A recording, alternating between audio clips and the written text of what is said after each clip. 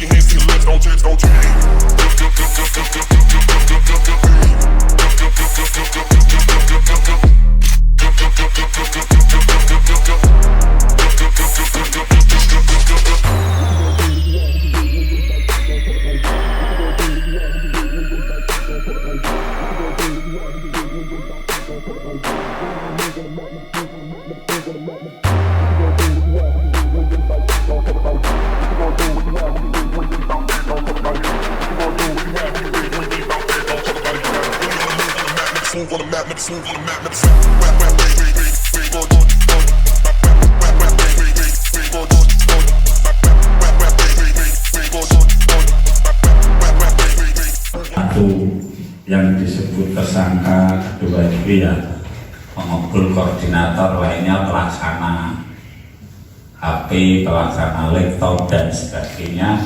Begitulah modusnya, karena dia ya apapun mencari rezeki dianggap mungkin tidak begitu melanggar, dianggap mungkin itu juga kesibukan mereka untuk dapat rezeki, tapi tetap dalam ketentuan undang-undang IT melanggar.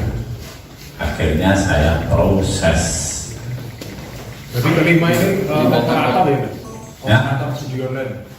Kelima orang ini. Ada yang pemain, ada yang koordinator. Kategori belum sebesar Singapura lah.